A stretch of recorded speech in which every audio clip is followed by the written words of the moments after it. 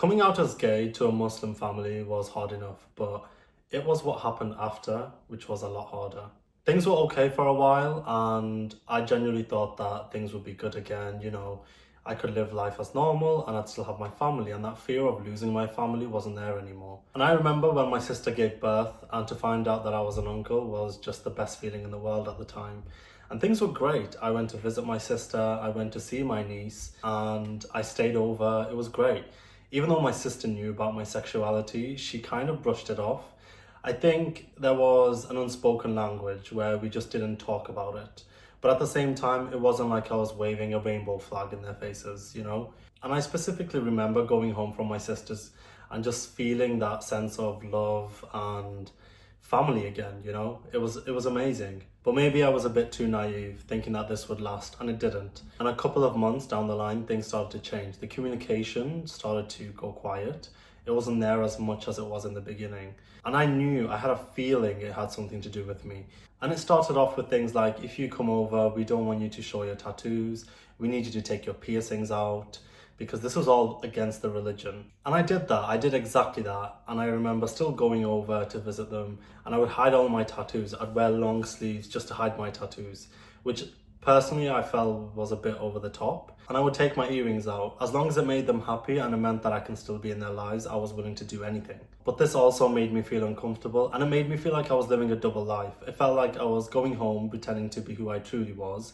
And when I was visiting them, I was becoming someone else, someone that they wanted me to be. And I knew I couldn't go on like this. So I stood up for myself, and I remember saying to them, listen, I know you don't agree with me being gay, and that's something that I won't ever talk about. However, me hiding my tattoos, taking my piercings out, that is hiding who I am. That was taking it a step too far. And it was then my sister said to me, well, if you can't do these things, you can't come over. And we kind of had a little back and forth, a disagreement, and we didn't agree to disagree, and the conversation was just left there. And a couple of days later, I remember receiving a text message from my sister, and she said that she had spoken to her husband, and they've made the decision that they don't want me around anymore. They don't want me around their child anymore. This wasn't about my tattoos or my piercings. This was about me being gay, and also not following the faith that they were following. Seeing those messages at the time broke me, because it wasn't just me losing my niece, but it was also losing my sister too. I didn't know how to deal with that, because I thought everything was good. I thought I'd never have to face this situation where I'd lose my family. And what really bothered me was that they were using a religion as an excuse to defend themselves. But to me, it felt like they were only practicing when they felt like practicing. It was one thing coming out as gay to this community and to my family, but it was another thing losing everybody and losing everything I had ever known. They also made it very clear at the time that they didn't appreciate me sharing on social media about my journey and about me being gay. And it wasn't long after that I received screenshots in my local mosque, being talked about like I was some sort of criminal, telling people to be aware of me and keep their children away from me. And when I first saw that, I thought, you know what, I'm not going to be bothered by this. I'm not going to let it affect me. But I was silly to think that it wouldn't affect me, because this was the place that I grew up. This was the community that I grew up around. So being told that I can't see my niece anymore, losing my siblings, and then finding this out about me, it was a lot to take at the time. And I'll be honest, I wasn't okay. I wasn't doing well mentally. It took its toll on me. I felt like I had nobody to talk to, no one who could give me advice on the situation that I was in. And it felt like I hit a dead end. I didn't want to leave the house. I didn't want to get out of bed. And ultimately, I became depressed. And this was my first ever experience with depression. I didn't know how to navigate it. That feeling of losing everyone you've ever loved and feeling alone in the world was not a nice place to be.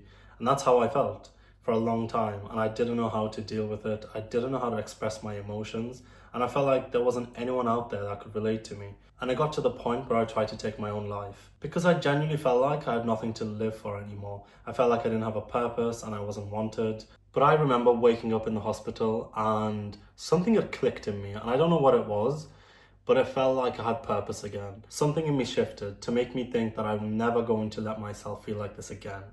And this might be a bit weird, but I remember sat there in the hospital bed, going through my phone and looking at all my contacts and people who were really there for me and people who were just there. I remember going through my contact list, deleting anyone that I felt like didn't bring any value to my life, didn't make my life happier or better in any way, shape, or form for me. In that moment, I had to be selfish because I needed to look out for me. But I'm not going to sit here and say that was easy to do and I was okay after, because I wasn't. I still dealt with depression for a very long time. I tried medication, didn't work for me. I was battling with the feeling that I didn't want to be here anymore, and I felt like I was grieving for people who were still alive, and that didn't feel nice. I had to detach myself.